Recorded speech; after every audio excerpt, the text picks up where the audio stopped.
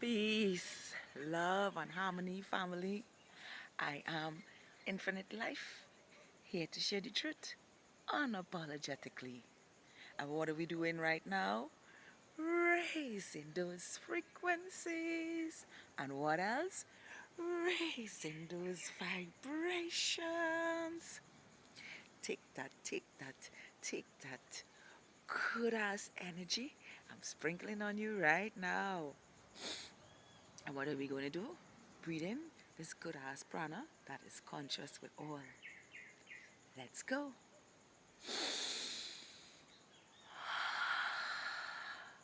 Oh, yeah. Free to be.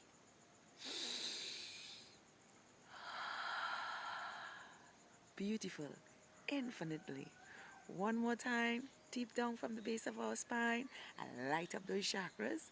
Light it up. Yeah. Light it up. Like the rainbow in the sky. Let's go. Make it deep. Make it beautiful.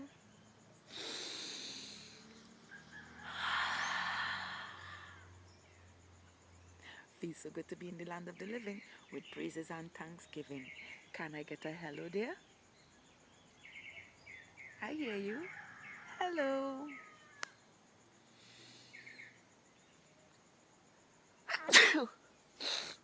Excuse me. Now today I want to talk to you about how to deal with disrespectful people and spiritual bypassers. Now, as a woman and moving through communities and spaces, you know, sometimes can be somewhat uncomfortable for me. And it's because most of the times men are either disrespectful in what they call trying to attract my attention. And, you know, it was only yesterday when I realized, but you allowing this, you know, and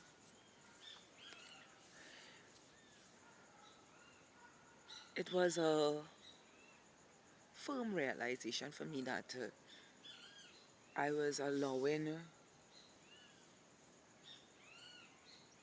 Muslim men to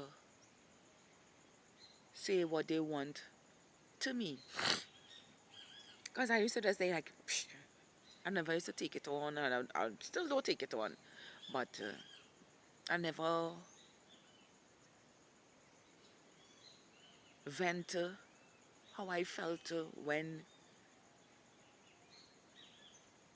they greet me. It was never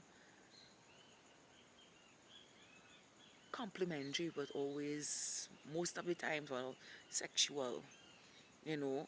Or even if they did start off greeting me with a compliment, it would end up in something sexual or what they think they can do to you or whatever the case may be. And I will just walk away, not saying anything, silently, and mumble to myself in your dreams or something like that, you know. And yesterday, I decided I am no longer having that in my life, you know.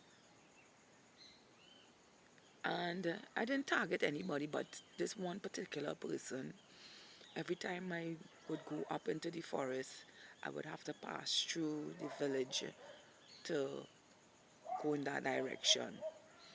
And every time I come across him, he would say something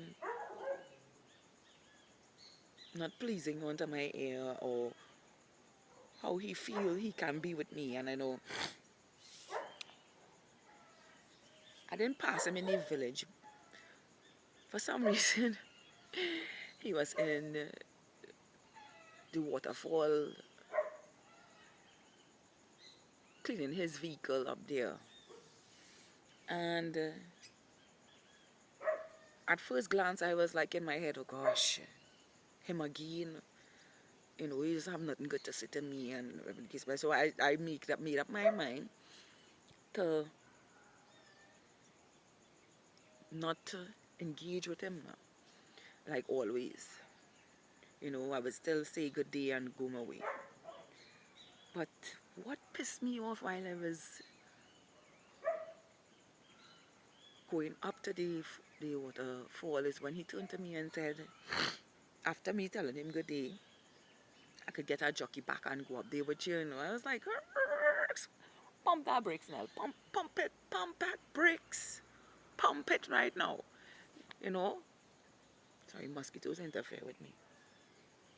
And I turned to him and I say, how disrespectful you are, and all they expect women to look at you. But the minute I said that, I was the worst woman. I turned it from the woman that you want to do everything to the worst woman on the planet. Oh, he had better looking girlfriends than me, and all his women and them more sexier than me. And um, you feel you was all that, and you now getting back your bottom, and I was like, bro, all of that inside of you. After saying all those nasty things about what you would love to do to me, all that inside of you. So he went on and I turned and I told him, I say, I want himself breathe hard around you. And the minute I said that, well, all the obscene language came out. I was just like laughing and doing my little. I mind you, I was moving, right? I keep moving because I don't want confrontation with him. And, you know, I was like, yeah, today is the day you will never even say anything about me again. You know, we reached far as mentioning that, look at my age and I don't even have children and what kind of thing. So I tell them and I say, I don't want to make it children for idiots, you know. And I said, you shouldn't talk about children because clearly you can't take care of them. Well, I think that's the icing for everything. You know, this time I already reached on top of the hill and I was unable to see him. But I heard when he got in his car and slammed the door and drove off in anger, you know. And I just laughed and said to myself, yeah, now, it's about time you open this big mouth of yours and set people straight. I know that the next time he see me, he will look away. He wouldn't even venture to talk to me, you know. And this is the things that I want to talk about today. When people disrespect you, you know, don't stay silent. Let them have it. You know to yourself you wouldn't disrespect anybody, but once they see you quiet, they see you live in a certain way, they see you, you know, in your taking care of yourself, loving yourself, see you lose your weight, see you looking fresh again, and want to just invade your space with their derogative comments. No, I didn't have to curse and carry on like how he did, like what he was doing. I just spoke about what I saw within and what his ego was masquerading. And it triggered him to the point of getting angry and driving off. Now, Let me look at it from another in another perspective. If you just say good day, have a good day, and whatever, I would have lovely things to say, you know, lovely, positive things to say. But even in me speaking his truth was also positive, but it was the harsh truth. And this is how you deal with disrespectful people. You can see into their lives and tell them the truth because they always feel that they can belittle you and say things about you that they don't even know about you until you open your mouth. Now, mind you, while all of this was going on, there was another gentleman sitting on the bench, scooping it out, and he was like, "Family!" I hear him, but I'm not taking him on to because I'm dealing with the guy down the road. "Family!" What he was saying, don't take them on, don't take them on, don't take them on. I was like, you rush him out because as a gentleman, I would have expect her to say, boy, you don't talk to women like that, or whatever the case may be. But you're trying to calm me down from telling him the truth about himself. Nevertheless, I went up, I made myself comfortable in the waterfall, and lo and behold, who I saw coming in at me, and I was like, oh gosh, today is this day. Please, I want peace. The same gentleman who was trying to calm me down from telling the other guy the truth. And at first glance, I was like, yeah, I'm ready to put you in your place today. And he came up and he didn't say anything concerning to the guy at first. He just mentioned how wonderful it is for me to be sitting in nature and thing. And I answered him and said, this is my home. This is my peace of mind, and I don't let anybody invade my space that way, and then he get around to talking about the guy and whatever the case may be, and about himself and whatever the case may be. And we started to talk because I get to realize that he was he is a gentleman in some ways, and me being authentic. We started to talk about nature and how nature could teach us and whatever the case, and he started to seem to dive deep with me, you know, and I was like, okay, since you're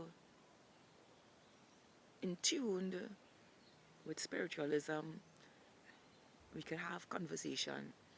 And I mentioned to him one time that I don't like people in my space. I don't like people to touch me, and they just feel they could just walk and touch me and everything. So he ended up sitting away from me, like 6 feet away from me, because I was getting a different energy from him. Even though he knew what he knew, I was getting a different energy from him. And we carried on in conversation and stuff. And, while we talking and stuff, I told him, I say, I live my life discipline unto myself. I don't eat meat. I don't indulge in fornication. I believe in celibacy as a thing to raise my energy and to keep sacred unto me until I find the right man. I went into little details and thing with him, letting him know about my partner and all of that.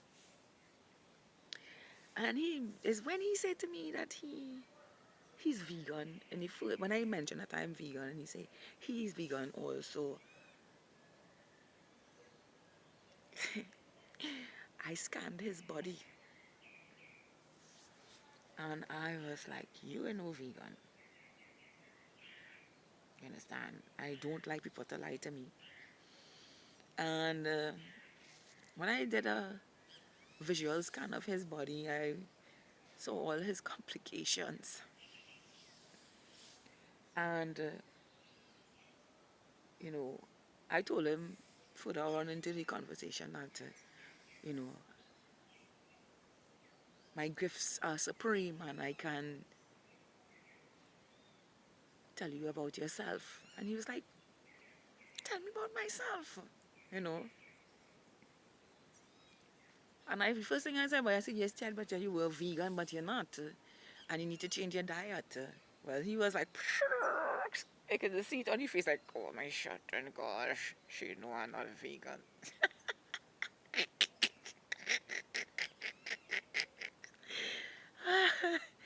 And, you know, I didn't go into detail. I didn't tell him that he had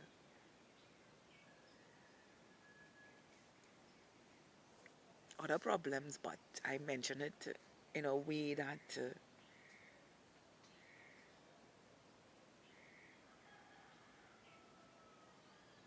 I use it as an example from somebody who healed from the same problem that he's having in his body that he refused to accept. You know, so I went as far as telling him that there is this guy that healed from this disease, and he did a lot of juicing, and he cured himself from having surgery and all of these things and taking tablets and things. And like all men, well, not all, like most men who are not aware of themselves and don't want you to know, don't want you to know that there's a complication in with their sexuality, they brush it off like nothing is wrong with them when they really know something is wrong. And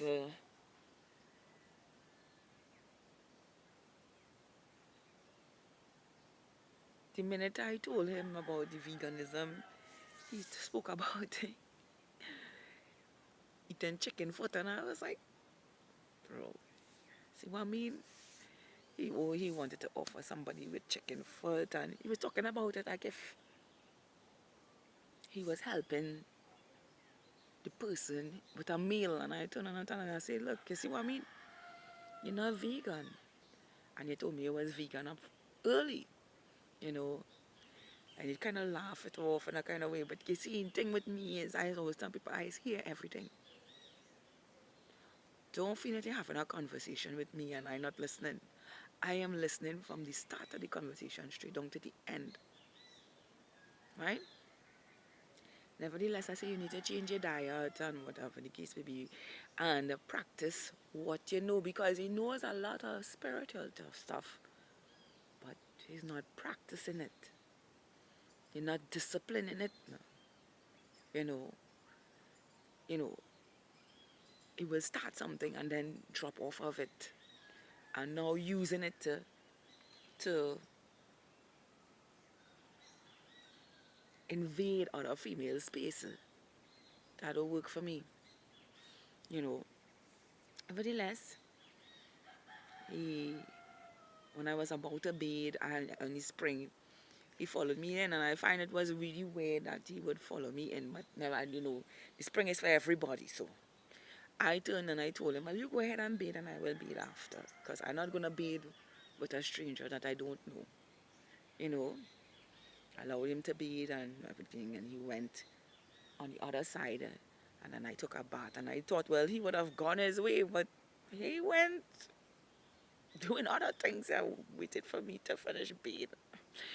When I came out of the spring, I saw him there. He told me he planted some tree somewhere, or whatever the case may be.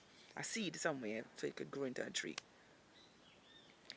I was like, all right, well, this is it for me. I heading out, or whatever the case may be. And he decided to walk out with me. And while I'm walking out, you know what they're going to say. So, you know, damn. he was like, well, I don't know if I ever see you again, and you know, because we had talked about me loving the beach and all of that. And he said, well, would you like to go to not Maracas, Las Cuevas with me? Now, mind you, Las Cuevas is way, way, way out of, way far away from where I live. And I was saying to myself, we feel the fooling. It's when he said it, and he tried to manipulate the conversation by saying, I love being in your energy. I love being around you. It feel good to be around you. Now, mind you, this is a man who told me in the conversation that people took advantage of him and all these different things, and he, you know, he just give away loads of money, and people don't validate him and all them kind of things. So I be like, I'm not one of them. You know, things can't move me, and you're certainly not gonna get validation from me to make you feel a certain way about yourself when you could feel that way about yourself for yourself. Yeah? And I turned to myself, listen to me. I have learned along my journey because I have allowed people to enter my space and carry me into different places, which I love to do.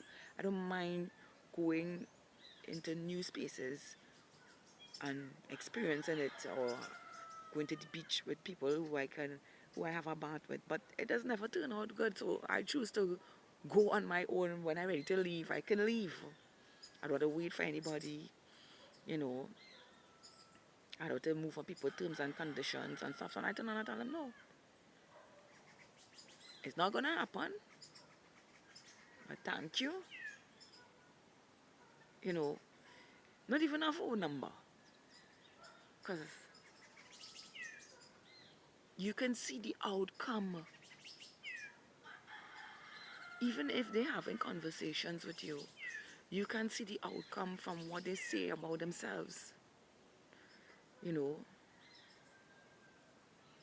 this victim mentality. I grew immensely from not being a victim. And I know what it is to be in that space.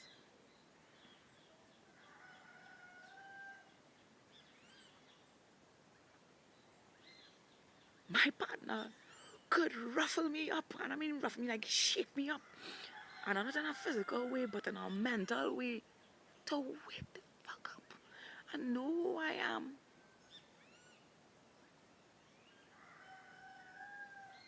And stop being victims unto ourselves. Stop spiritually bypassing. Knowing what we know and not even putting in the work and feel that you're rich. No. This is an ongoing journey.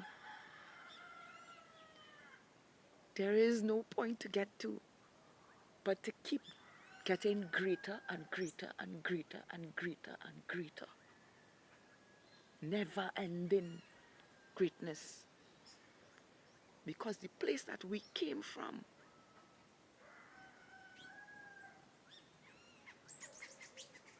lead to mental disturbances. You know, that's why I say, don't just read what you know or hear what you know. Put it into practice. I didn't regain my strength just so. I had to put things into practice. I had to meditate even when negative things came up. I had to let it show itself to me for me to grow beyond it.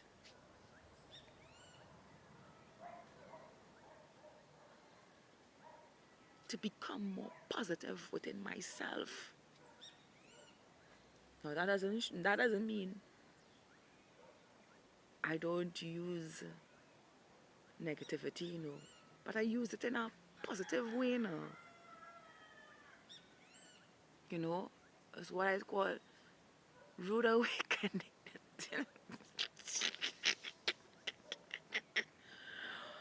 Oh my God, or the harsh truth, which may seem negative but positive, because I take the negativity and transmute it to positivity.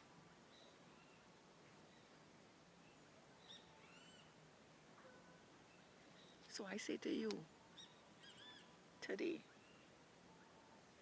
deal with people head on. No is no, and tell them the truth. Don't be afraid. You just open a space for them to look within.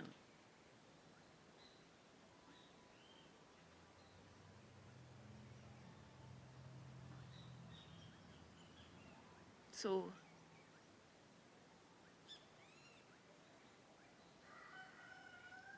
never, not never. Sometimes it's okay to be silent, but silent about what it is you don't want to engage in. If you know what I mean. Disrespect is something you have to deal with head on, because if you keep it, if you allow people to disrespect you all the time, they will get more advanced in doing it. So it's hard to nip it in the butt once and for all, for people to know, hey, this is who I am for real, under all the silence and all the times you feel that you could say and think what you want. Let me show you who I am today. And for people who spiritually bypassing along the way, just to get close to you, know that no is the answer for them, because energy vampires that come in all forms. Some even look like angels. I like that one. I like that one.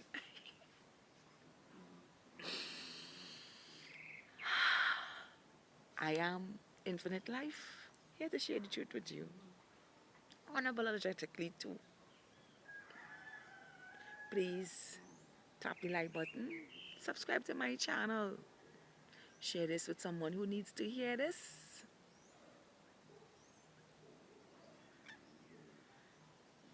And have a beautiful, spectacular, magical, wonderful, amazing day, just as you are. I love all of you. New Earth Star.